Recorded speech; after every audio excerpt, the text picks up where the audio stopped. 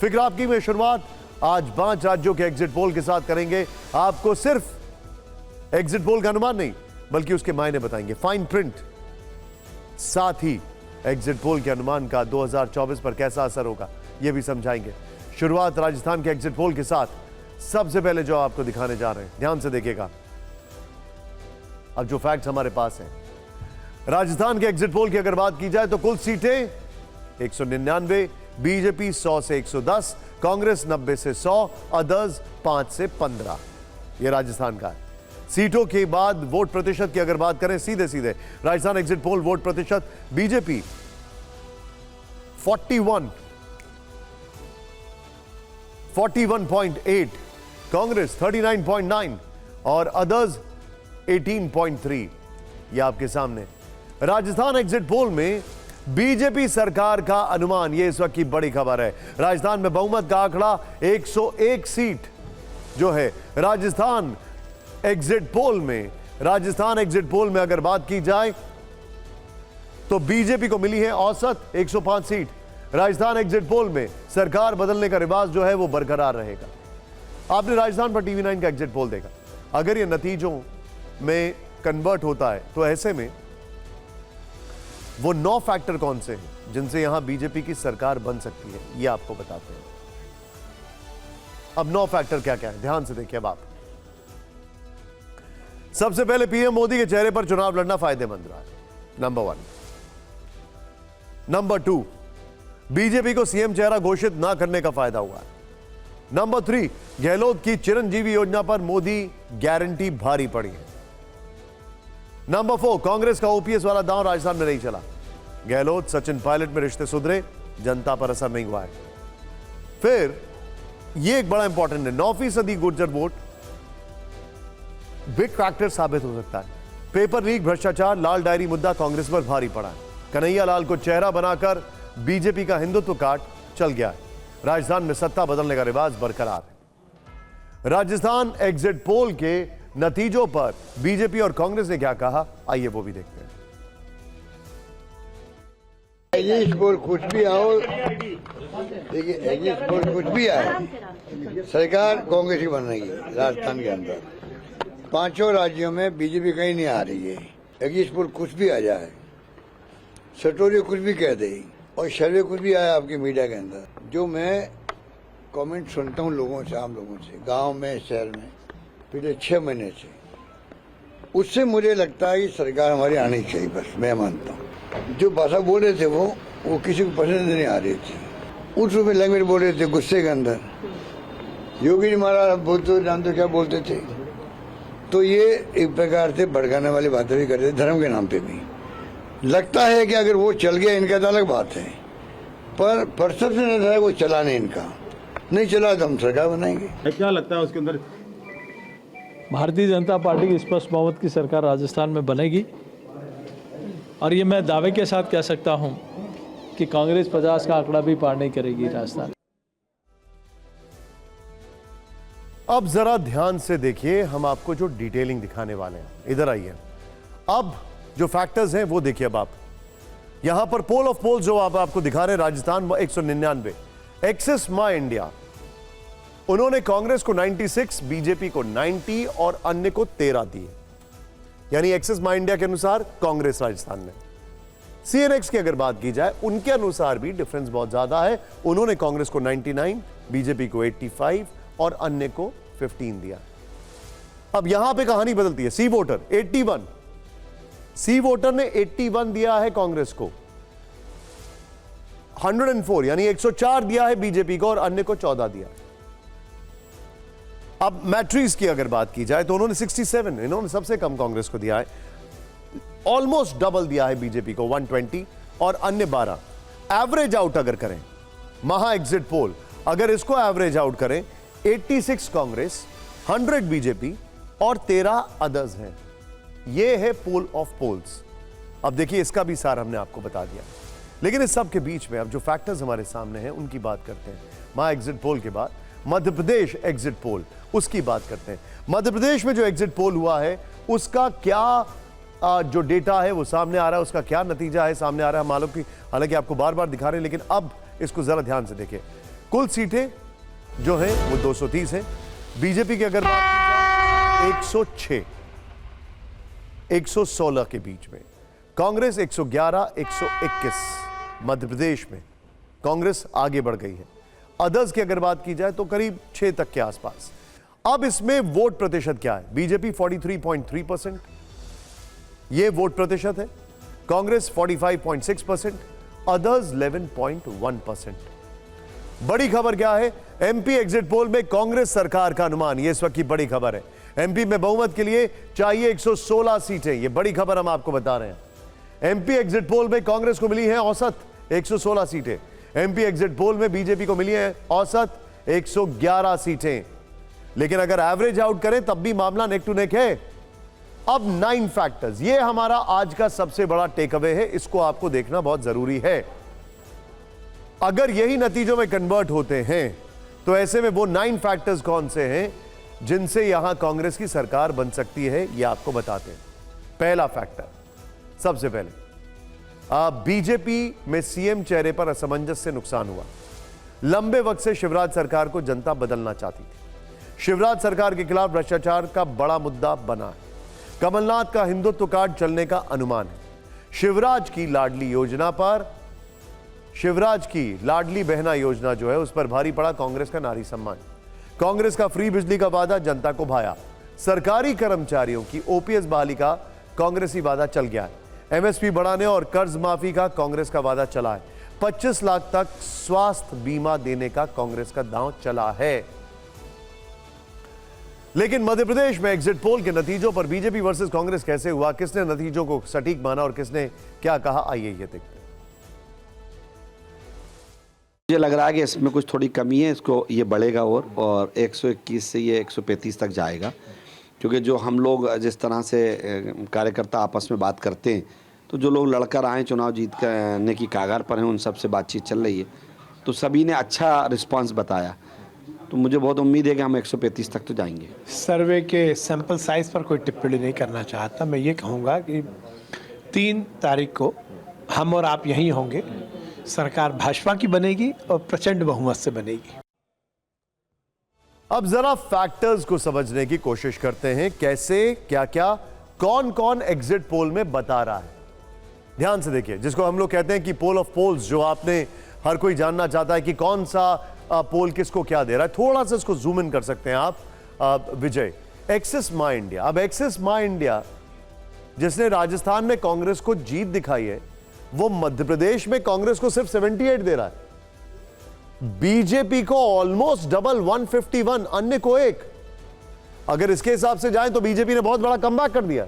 Comeback as in इतनी anti incumbency के बाद। सीएनएक्स की अगर बात की जाए, जो कि कांग्रेस को 79 दे रहा है और बीजेपी को 150। अब सी वोटर की बात करते हैं। सी वोटर कांग्रेस को 125 और बीजेपी को 100 और अन्य को 5। मैट्रिक्स की अगर बात करें तो मैट्रिक्स ने कांग्रेस को 104, बीजेपी को 124 और अन्य को 2 दिया। अब टुडेज चाणक्य 74 कांग्रेस, 151 बीजेपी और 5 अन्य को दिया है। एवरेज आउट अगर करें इसको, ये सबको एवरेज आउट करें तो 92 आता है कांग्रेस, 135 बीजेपी आता है और 3 आता है अदर्स। ये बड़ा इंटरेस्टिंग है। लेकिन इस सब के बीच में अब छत्तीसगढ़ आप देखना चाहेंगे। छत्तीसगढ़, क्योंकि छत्तीसगढ़ में वो खुलकर वोट करते हैं, जिसको फेवर करते हैं करते ही जाते हैं, जिस सरकार को। इस बार क्या वो ट्रेडिशन, मतलब सोचने वाली बात है। ध्यान से देखिए, छत्तीसगढ़ 90 सीट्स हैं, बीजेपी 35 से 45, 35 से 45, कांग्रेस 40 से 50 के बीच में, यानी कि कांग्रेस मेजॉरिटी है, रिपीट कर रही है। फिर अदर्स 3। अब वोट शेयर की अगर बात की जाए छत्तीसगढ़ में, बीजेपी 43.8%, कांग्रेस 45.45%, फिर अदर्स 11.2%। छत्तीसगढ़ की जो बड़ी खबर है उसको जरा देखते हैं बात, फिर उसके बाद हम आपको 9 फैक्टर्स छत्तीसगढ़ के बताएंगे।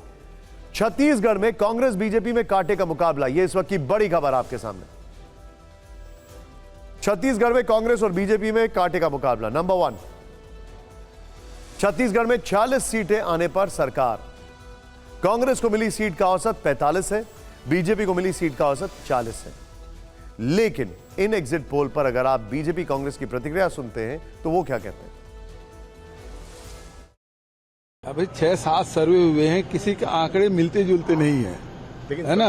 और ये है कि हमने लक्ष्य 75 पार का रखा था, हम उसी के आसपास रहेंगे। 55 सीट तक भारतीय जनता पार्टी जीत के आएगी। जो गैप दिखाया जा रहा है, वो चाहे सरगुजा का हो चाहे बस्तर का हो, उन सीटों को यदि एनालिसिस किया जाए तो उससे बड़ा स्पष्ट होता है कि भारतीय जनता पार्टी और ज़्यादा सीटों में जीतेगी और कहीं न कहीं 52 से 55 सीटों पर भारतीय जनता पार्टी बढ़त लेकर स्पष्ट बहुमत से छत्तीसगढ़ में सरकार बनाने जा रही है। 75 पार वाले 40 तक भी पहुंच गए। 3 स्टॉलवर्ड्स हैं, तीनों स्टॉलवर्ड छत्तीसगढ़, मध्य प्रदेश और राजस्थान बीजेपी के। तीनों को एज अ फेस प्रोजेक्ट नहीं किया गया, तीनों को एज भावी चीफ मिनिस्टर प्रोजेक्ट नहीं किया गया। चुनाव लड़ा गया है कमल के निशान पर, और दूसरा प्राइम मिनिस्टर मोदी का एक फैक्टर। अब 9 टेकअवेज क्या है छत्तीसगढ़ के, वो देखते हैं। दूसरी बार बघेल सरकार पर पूरा भरोसा नहीं है। भूपेश बघेल के सामने बीजेपी का कोई चेहरा नहीं। किसान न्याय और गोधन न्याय का कांग्रेस को लाभ है।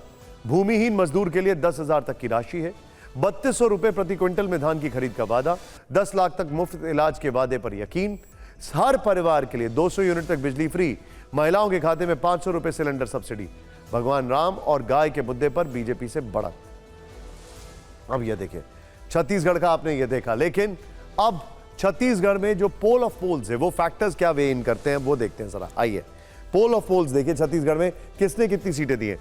अब एक्सिस ने यहां पर कांग्रेस को जीतता हुआ दिखाया है, जिसने बीजेपी में कांग्रेस को, जिसमें मध्य प्रदेश में कांग्रेस को हारता हुआ दिखाया था। कांग्रेस 46, बीजेपी 41, अन्य 3। सीएनएक्स की बात की जाए तो यहां पर कांग्रेस को 51, बीजेपी को 35, अन्य को 5।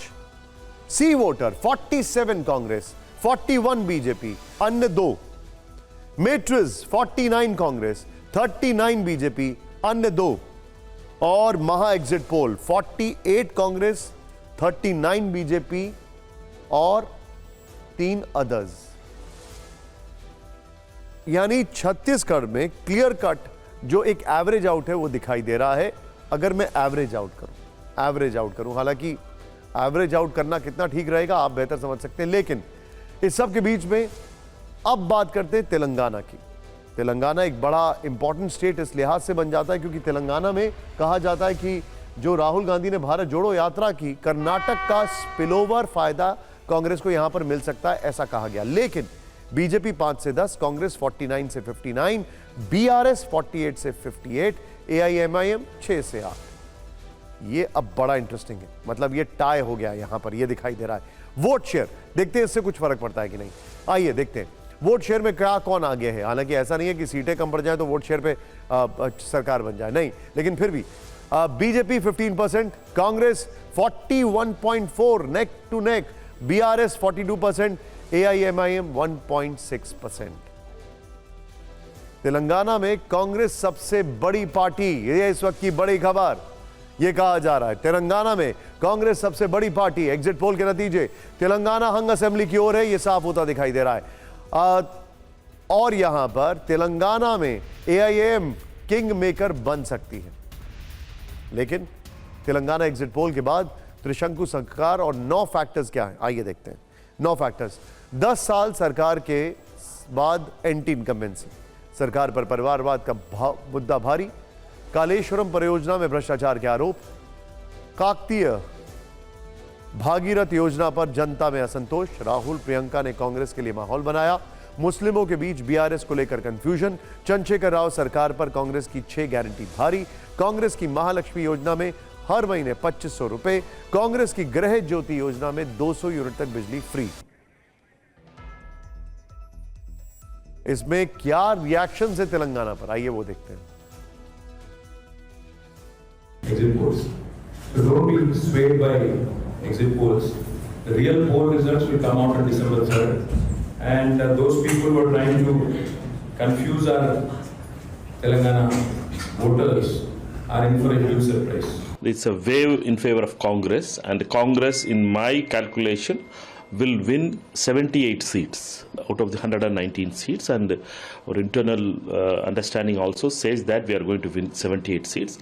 and even Mr. KCR is going to lose from the seat which is the second seat which is fighting, and it's going to be a landslide victory for Congress. अब कौन हारा कौन जीता, अर्ली मॉर्निंग ये channel आपको बताना शुरू कर देगा।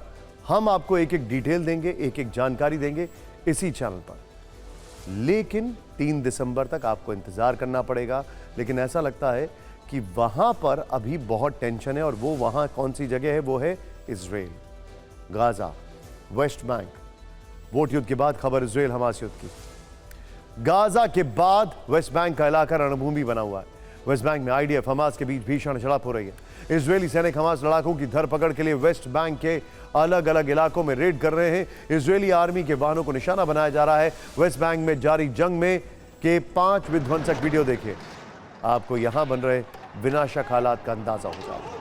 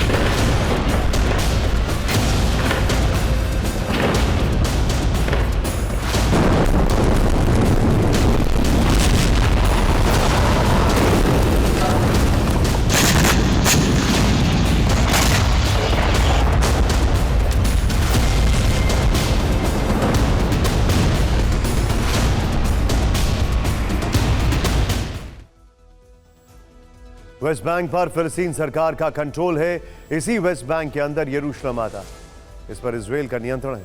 फिलिस्तीन और इजराइल के बीच ये शहर दशकों से सबसे विवादित है। आज इसी शहर में दिन दहाड़े आतंकी हमला।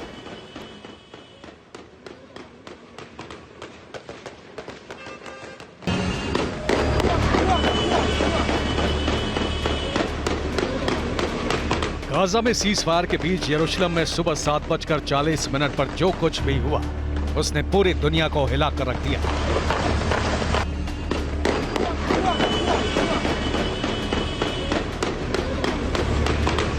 बीसमैन स्ट्रीट पर मौजूद इस बस स्टैंड के करीब सफेद रंग की कार से 2 हमलावर नीचे उतरे और अचानक भीड़ पर फायरिंग शुरू कर दी। उस वक्त यहां काफी लोग अपनी बसों के आने का इंतजार कर रहे थे, लेकिन गोलीबारी में 3 वहीं पर मारे गए, कई घायल हो गए।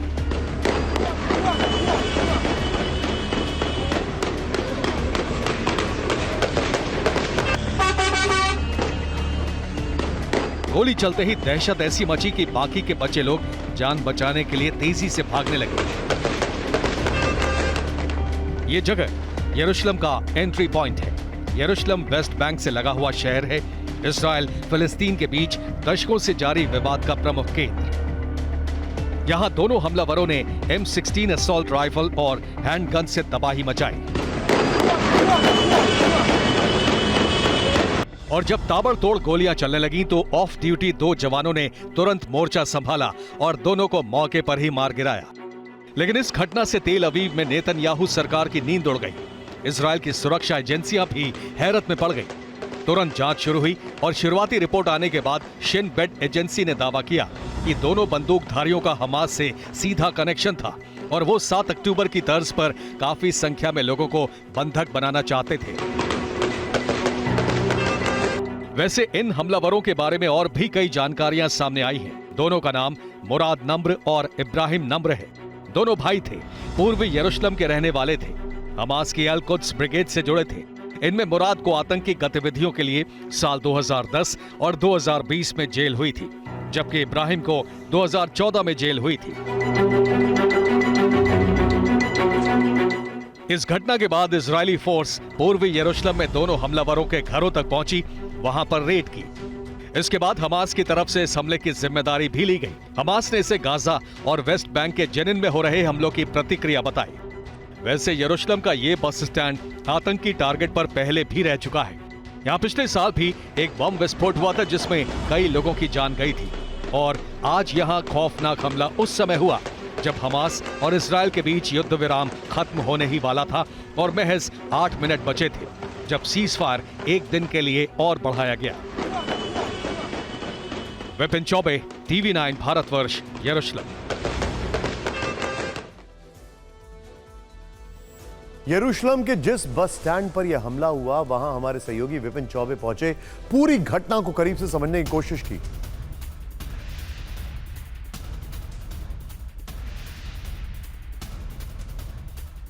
वक्त TV9 भारतवर्ष की मौजूदगी इजराइल की राजधानी यरूशलेम के उसी बस स्टैंड पर मैं मौजूद हूं जहां पर इस हमले को अंजाम दिया गया है। सिलसिलेवार तरीके से पूरी घटना आपको समझाएंगे, लेकिन फिलहाल आप देखिए यहां पर पुलिस की मौजूदगी को बढ़ा दिया गया है। कुछ पुलिस के जवान यहां पर नजर आएंगे, पुलिस की गाड़ियां यहां पर नजर आएंगी और अभी भी बस स्टैंड पर अफरा तफरी का माहौल है। अब आपको मैं समझाने की कोशिश करता हूं कि दरअसल हुआ क्या था। देखिए, सुबह लगभग 7:30 से 8 बजे का वक्त था। 7 बजे यह खबर आई कि सीजफायर को एक दिन और बढ़ा दिया गया है।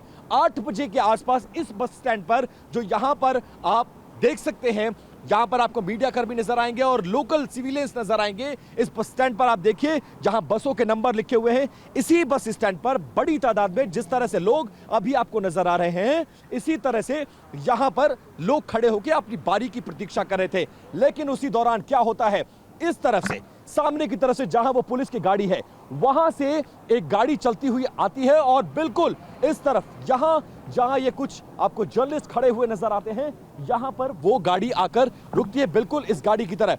इस तरह से एक व्हाइट कार यहां पर आके रुकती है और उस व्हाइट कार के दोनों तरफ से आप देखेंगे एक शख्स इधर से और एक शख्स उधर से इस जगह पर आता है और यहां बुलेट के मार्क्स भी आपको नजर आएंगे। वो आपको दिखाने की कोशिश करता हूं।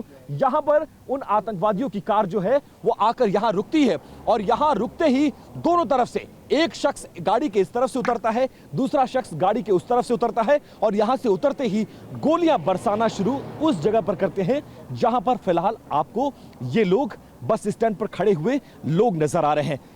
यरूशलेम में यह गोलीबारी हमास ने कराई और ये तब हुई जब आज ही अमेरिकी विदेश मंत्री एंटनी ब्लिंकन और पीएम नेतन्याहू इसी यरूशलेम में गाजा के मुद्दे पर अहम मीटिंग करने वाले थे। दोनों के बीच लंबी बैठक यरूशलेम में पीएम दफ्तर में हुई। इस हमले के बाद अमेरिका और इजरायल दोनों ने बयान जारी किए हैं। अमेरिका ने कहा यरूशलेम पर क्रूर हमला हुआ है और तेल अवीव में अमेरिकी राजदूत ने हमले की निंदा की है। इजरायल के राष्ट्रीय सुरक्षा मंत्री बेन गुवेर ने कहा है कि हमास पर सैन्य कार्रवाई होनी चाहिए, हमास को हमले का जवाब मिलना चाहिए।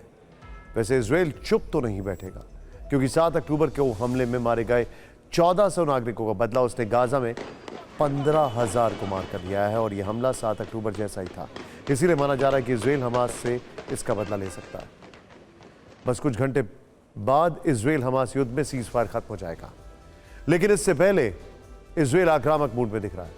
पहले से ज्यादा बड़ी तबाही मचाने के लिए बड़ी तैयारी में लगा है। इसी खबर के बीच गाजा में इजरायली लड़ाकू विमान देखे गए। खुद नेतन्याहू ने जो संकेत दिए हैं वो गाजा के भविष्य के लिए बहुत बुरा साबित होने वाला है। तो सवाल यह है कि अब क्या होगा आगे।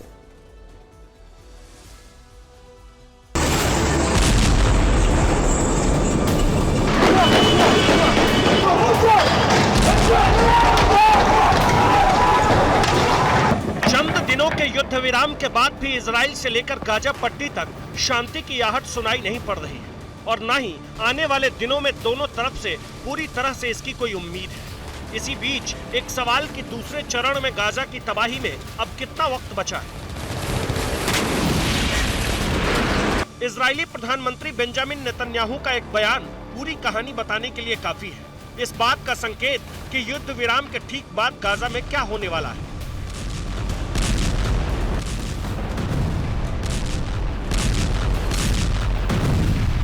नेतन्याहू की माने तो गाजा पट्टी में फिर से तबाही, बर्बादी और विध्वंस तय है। नेतन्याहू ने कहा कि जिस 3 प्रण के साथ युद्ध शुरू हुआ था वो अभी भी इजराइल के जहन में है। हमास का खात्मा, बंधकों की आजादी और गाजा भविष्य में खतरा न बने, इस बात को सुनिश्चित करना। בימים האחרונים אבל אני שומע שאלה, האם לאחר מיצוי השלב הזה של החזרת חטופינו, ישראל תחזור ללחימה? אז התשובה שלי היא חד משמעית כן. אין מצב שאנחנו לא חוזרים ללחימה עד הסוף. זו המדיניות שלי. הקבינט כולו עומד מאחוריה, הממשלה כולה עומדת מאחוריה, החיילים עומדים מאחוריה, העם עומד מאחוריה. זה בדיוק מה שנעשה. मतलब साफ है, इजराइल किसी भी कीमत पर युद्ध से पीछे हटने को तैयार नहीं है। इसके पीछे एक वजह और है, खुद नेतन्याहू पर दबाव।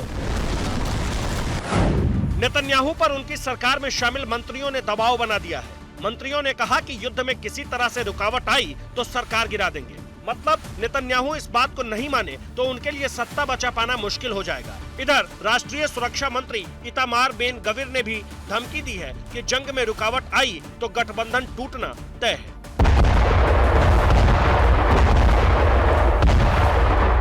इधर वेस्ट बैंक में भीषण जंग हुई है, दूसरी तरफ यरूशलेम में गोलीबारी शुरू हो गई। हमलावरों ने आईडीएफ को निशाना बनाया। इस हमले में इजराइल के 3 जवान मारे गए। हालांकि जवाबी एक्शन में इजराइल ने दोनों हमलावरों को मार गिराया।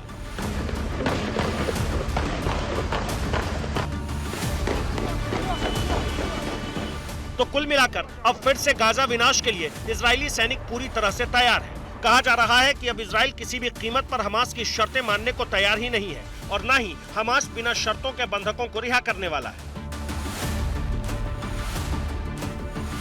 हमास की कैद में फिलहाल 159 बंधक होने का अनुमान है। इनमें 150 इजरायली सैन्यकर्मी हैं। हमास एक सैनिक के बदले में 100 से 200 फिलिस्तीनियों की रिहाई चाहता है। इस सब के बीच गाजा बॉर्डर पर इजराइल कॉलोनी बनाने की तैयारी में है। नेतन्याहू ने ओफिर नाम की कॉलोनी का शिलान्यास भी किया है। ये कॉलोनी हमले में मारे गए लोगों की याद में बनाया गया है।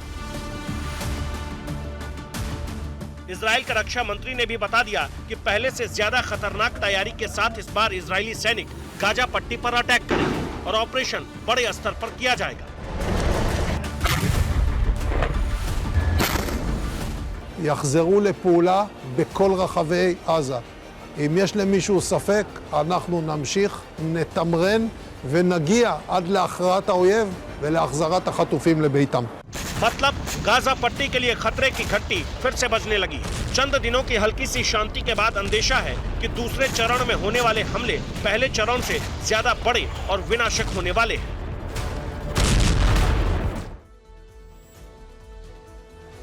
अब खबर उस नए वॉरफ्रंट की जो पूरे दक्षिण अमेरिका महाद्वीप को बारूदी आग में झुलसा सकती है, क्योंकि वहां युद्ध का नया मैदान तैयार हो गया है। हम बात वेनेजुएला और गुयाना गणराज्य की कर रहे हैं। वेनेजुएला की फौज ने गुयाना पर भीषण हमले की तैयारी कर ली है। वेनेजुएला किसी भी कीमत पर गुयाना के एक्सग्वो पर कब्जा चाहता है, जबकि अमेरिका गुयाना के साथ खड़ा हो गया है। ऐसे में तैयारी दोनों तरफ से हो रही है। आशंका है कि इस जंग की चिंगारी विश्व युद्ध की विनाशक आग में बदल सकती है, क्योंकि अभी से जो तस्वीरें आ रही हैं वो बेहद खतरनाक हैं। वेनेजुएला गुयाना बॉर्डर पर जो झड़प की शुरुआत हो चुकी है।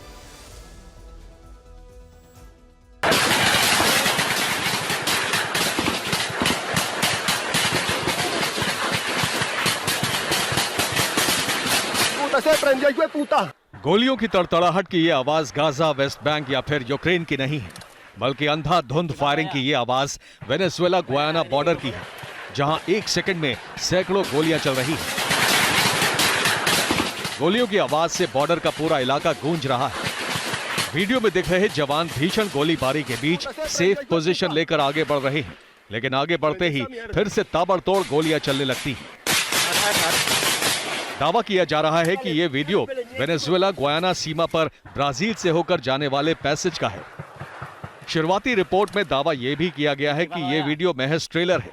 इस बॉर्डर पर किसी भी वक्त विध्वंसक जंग की शुरुआत हो सकती है। कई इंटरनेशनल न्यूज एजेंसी भी ऐसा ही दावा कर रही हैं, जिसमें यह वीडियो सुर्खियां बन चुके हैं। गुयाना बॉर्डर पर संघर्ष की तस्वीरें बड़े युद्ध की तरफ इशारा कर रही हैं, लेकिन फिक्र की खबर यह भी है जैसा कि हमने आपको बताया था कि वेनेजुएला की फौज गुआना पर बड़े हमले के लिए तैयार है। गुआना के एस्क्विबो पर कब्जा करना चाहता है, लेकिन इस जंग में भी एक तरफ रूस है तो दूसरी तरफ अमेरिका। गुआना के साथ अमेरिका है, वेनेजुएला को रूस का समर्थन हासिल है। इस सब के बीच वेनेजुएला गुआना के बीच छिड़ी जंग में ब्राजील की भी नजर है। ब्राजील की फौज को हाई अलर्ट पर रखा गया है।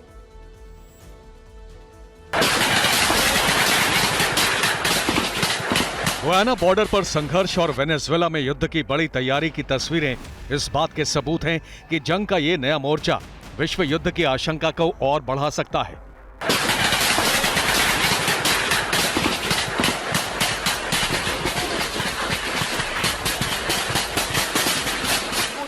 वेनेजुएला और गुयाना गणराज्य की जंगी चिंगारी पूरे दक्षिण अमेरिका महाद्वीप को बारूदी आग में झुलसा सकती है, क्योंकि वेनेजुएला ने गुयाना के खिलाफ जंगी मोर्चा खोल दिया है।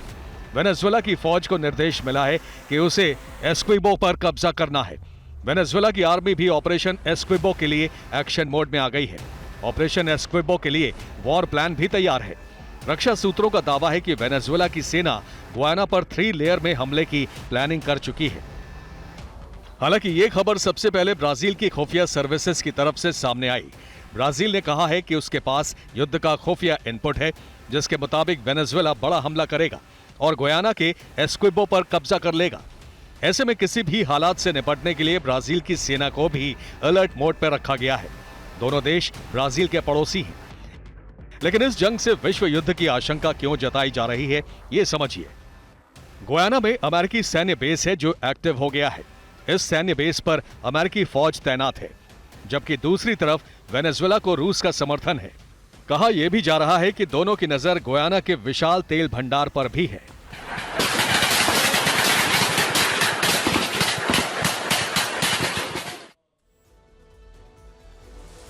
दुनिया में जंग के अलग अलग मोर्चे खुल रहे हैं, लेकिन रूस यूक्रेन फ्रंट पर जारी युद्ध सबसे भीषण है। जैसे जैसे इस युद्ध के 2 साल पूरे होने आ रहे हैं, वैसे वैसे ये वॉर और विध्वंसक होती जा रही है। रूसी आर्मड फोर्सेस ने मेरियंस्क के इलाके में यूक्रेन के खिलाफ जबरदस्त अटैक किया। ड्रोन के जरिए यूक्रेनी सेना के ठिकानों को निशाना बनाया। ज़पोरिज्जिया की दिशा में भी यूक्रेनी ब्रिगेड पर हमले हुए हैं। यहाँ रूसी आर्टिलरी ने यूक्रेन की एक आर्मर्ड कार को टारगेट कर उड़ा दिया है। हॉट्जियर से हमले को अंजाम दिया गया है। रूसी रक्षा मंत्रालय ने हमले की जानकारी दी है। इसके अलावा यूक्रेन ने भी रूस के खिलाफ 24 घंटे में कई बड़े अटैक किए।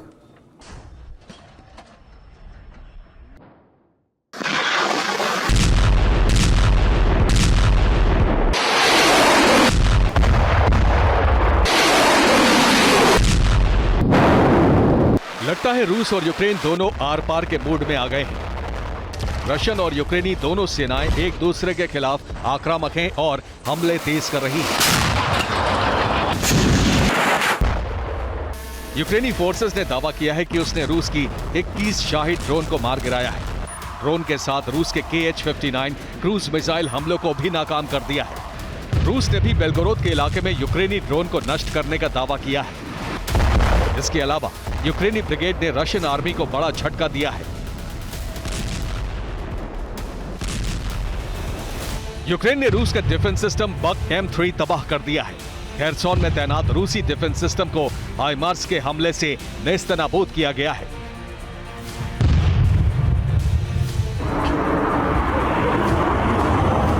रूस के ब्रियांस्क में भी यूक्रेन ने अटैक किया है। यहां रूस के एक वेयरहाउस को टारगेट किया गया। वेयरहाउस में शाहिद ड्रोन होने का दावा है। बीते 24 घंटे में यूक्रेन ने रूस पर कई प्रहार किए हैं।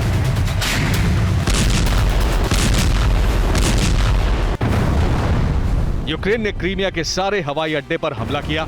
हमले में 30 से ज्यादा रूसी सैनिकों के मारे जाने की खबर है। यह हमला रूस की 43वीं एविएशन रेजिमेंट को टारगेट कर किया गया था। इस बीच खबर है कि रूस यूक्रेन के खिलाफ बड़े हमले की तैयारी कर रहा है। सर्दियों में यूक्रेन पर रूसी आर्मी के जबरदस्त अटैक होने वाले। हमले को लेकर नेटो चीफ स्टोल्टनबर्ग ने बड़ा दावा किया। यह दावा अगर सही साबित हुआ तो यूक्रेन को करीब 2 साल से जारी जंग में सबसे बड़ा नुकसान उठाना पड़ सकता है।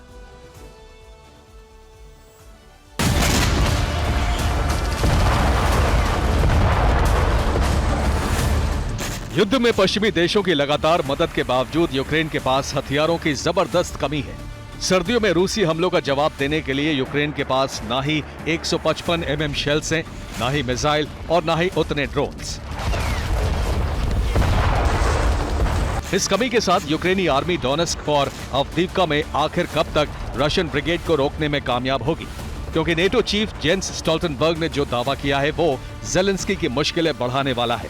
दावे के मुताबिक रूस के पास कैलिबर और 132 KH-101 क्रूज मिसाइलों का जखीरा है।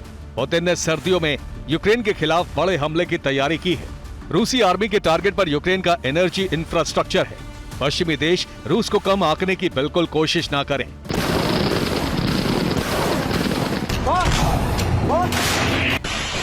रशियन आर्मी ड्रोन से भी लगातार यूक्रेनी ठिकानों को दहला रही है। 8 दिनों के भीतर रूसी सेना ने 3 बार यूक्रेन के अलग अलग शहरों को शाहिद ड्रोन और मिसाइल अटैक से टारगेट किया है।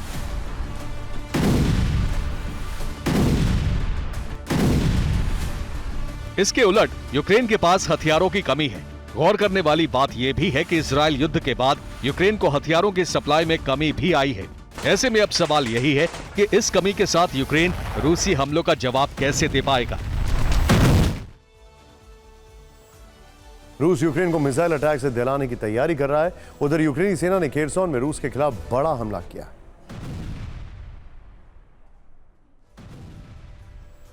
यूक्रेन के हमले में रूस के 5 टॉप रैंक अधिकारी मारे गए। एक बिल्डिंग में मीटिंग के दौरान घात लगाकर यह अटैक किया गया। हमले में रूसी सेना के 5 आर्मर्ड वाहन भी तबाह हो गए हैं। अब खेरसोन में यूक्रेन के अटैक की पूरी डिटेल आपको देखना चाहिए। यूक्रेन हमले में 5 रूसी अधिकारियों की मौत हुई है। रूसी अधिकारियों पर मीटिंग के दौरान हमला किया गया। मीटिंग के दौरान यूक्रेन ने बिल्डिंग को टारगेट किया गया। रसद चीफ मेजर व्लादिमीर नेविकोव हमले में मारे गए। लेफ्टिनेंट मर्जन निमगिरोव और सरगेई नेविकोव की भी मौत हो गई है। इमारत में काम करने वाले 17 कर्मचारी भी घायल हुए हैं। हमले में रूस के 5 बख्तरबंद वाहन भी क्षतिग्रस्त हुए हैं। लेकिन इस सब के बीच में अब बात वायु वीरों की, बात उस फाइटर जेट की जिस पर पूरी दुनिया की नजर है। केंद्र सरकार ने 97 नए तेजस खरीदने को लेकर मंजूरी दे दी है। यह फैसला उस वक्त लिया गया है जब कुछ दिन पहले ही प्रधानमंत्री मोदी खुद तेजस फाइटर जेट पर सवार हुए थे और एक संदेश दिया था कि स्वदेशी क्षमताओं पर पूरा भरोसा है। 97 नए तेजस खरीदने के फैसले से भारतीय वायुसेना पहले से ज्यादा ताकतवर हो जाएगी।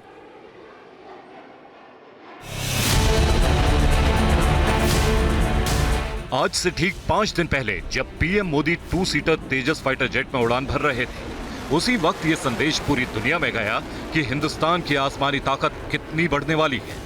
साथ ही पीएम मोदी ने इशारों ही इशारों में बताया था कि आत्मनिर्भरता के क्षेत्र में विश्व में हम किसी से कम नहीं और स्वदेशी क्षमताओं पर पूरा भरोसा है। इसके चंद दिनों बाद आज ये फैसला लिया गया कि भारतीय वायुसेना में 97 तेजस विमान शामिल किए जाएंगे। टीएसी यानी डिफेंस एक्विजिशन काउंसिल की बैठक में आज 97 नए तेजस लाइट कॉम्बैट एयरक्राफ्ट को खरीदने की मंजूरी दी गई है। इससे पहले तेजस LCA MK-18 जेट खरीदने के लिए एयरफोर्स ने प्रस्ताव दिया था। यह ऑर्डर फरवरी 2021 में दिया गया था और अगले साल 83 तेजस जेट्स की डिलीवरी भी हो जाएगी। इसका मतलब ये कि कुछ सालों बाद वायुसेना के पास कुल 180 तेजस जेट हो जाएंगे। अपने ही देश में बनकर तैयार हुआ तेजस फाइटर जेट कई खासियतों से लैस है, जो हिंदुस्तान की बढ़ती ग्लोबल धाक का प्रमाण है। तेजस की खासियतों की सूची बहुत लंबी है। सबसे पहली खासियत यह है कि यह हल्के वजन का कारगर लड़ाकू विमान है। सबसे बड़ी बात यह कि तेजस का वजन सिर्फ 6560 किलोग्राम है, मतलब बाकी फाइटर जेट्स की तुलना में इसका वजन कम है। और इसकी स्पीड भी गजब की है। बताया जा रहा है कि 1.6 मैक की स्पीड से तेजस उड़ान भरता है। वायुसेना के लिए फाइटर जेट इसलिए भी कारगर साबित होगा क्योंकि इसकी लैंडिंग और टेक ऑफ के लिए बहुत कम जगह की जरूरत होती है। साथ में तेजस की एक खासियत यह भी है कि वो हवा से हवा और जमीन से जमीन पर वॉर में कारगर है और किसी भी मौसम में दुश्मनों को टारगेट कर सकता है। और सबसे बड़ी और भारत के लिए गर्व की बात यह है कि तेजस के 50% कलपुर्जों यानी पार्ट्स की मैन्युफैक्चरिंग भारत में ही हुई है। जो तेजस फाइटर जेट दुश्मनों के लिए अभी से काल बना हुआ है, असल में 18 साल पहले उसे वायुसेना में शामिल करने की तैयारी हो गई थी और तब इसका मकसद था रूसी फाइटर जेट MiG-21 का एक नया विकल्प तलाशना। फिर बीतते वक्त के साथ तेजस अपनी बेशुमार ताकत के साथ आज चर्चाओं में है। आज की तारीख में तेजस फाइटर जेट पर सिर्फ हिंदुस्तान को ही नाज नहीं है, पूरी दुनिया की नजर इस फाइटर जेट पर है और इसके पीछे सिर्फ एक कारण है, ताकत। तेजस की ताकत का लोहा दुनिया मान चुकी है, इसी वजह से इसकी डिमांड विदेशों में भी है। इसे खरीदने में कई देशों ने दिलचस्पी दिखाई है और कई देश भारत के तेजस जेट को खरीदने के लिए कतार में खड़े हुए हैं। आपको बताते हैं कि कैसे दुनिया में मानचित्र पर तेजस जेट को कौन कौन सा देश खरीदना चाहता है। जरा ध्यान से देखिएगा। अब अमेरिका, ऑस्ट्रेलिया, मिस्र, इंडोनेशिया, अर्जेंटीना, फिलीपींस। इंटरेस्टिंग बात क्या है, अभी आपने देखा था फेज आउट होते हुए मिग 21 को, अब क्या आ रहा है, तेजस। तो टेक्नोलॉजी का वो लेवल है